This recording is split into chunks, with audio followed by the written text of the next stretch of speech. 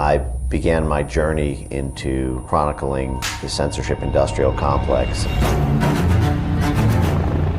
Some of the most terrifying conversations I've had with some of my dear friends who work inside CIA.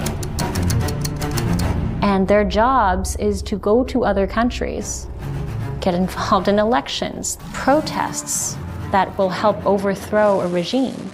It's no secret at this point, the CIA has been doing that for years, for decades.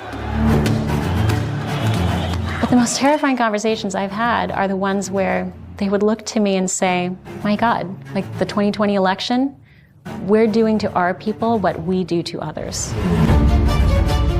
The CIA, the other intelligence agencies were exposed with projects like Operation Mockingbird. The State Department, USAID, the Central Intelligence Agency, went from free speech diplomacy to promoting censorship. They created, purchased, controlled assets at the New York Times, the Washington Post, all of these top-down media structures that used to control the information that Americans got. I pulled into the driveway, opened up my garage door, and these two gentlemen come out of a blue sedan with government license plates. And they came up to me and said, "You're Mr. Solomon?" And I said, "Yes." And they said, "You're at the tip of a very large and dangerous iceberg." Oh yeah, the FBI sent agents over to my home to serve a subpoena. They're questioning me about my tweets. How is that not chilling? Our whole page on Facebook for the Seventh-day Adventist World Church was removed. The level of censorship that we experienced from publishing this documentary was beyond anything I could have imagined, and we really didn't even understand why. We are going to win back the White House.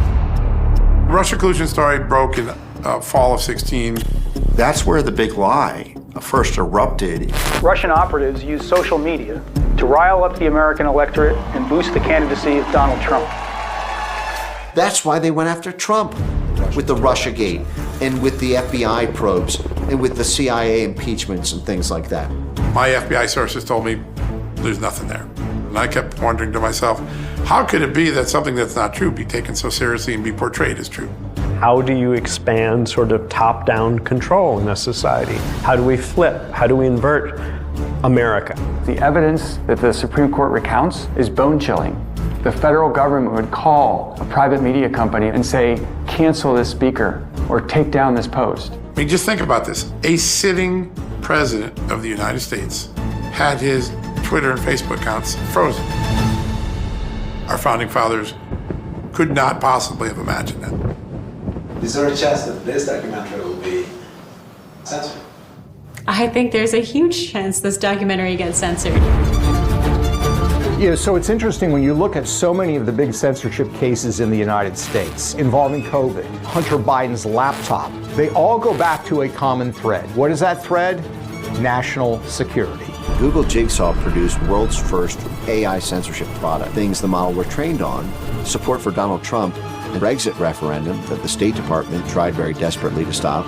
These are all these sort of component pieces of what you call the censorship industrial complex. Censorship industrial complex. Censorship industrial complex. Industrial complex. Censorship industrial complex. Censorship industrial complex. I've long felt that it was a bubbling God complex.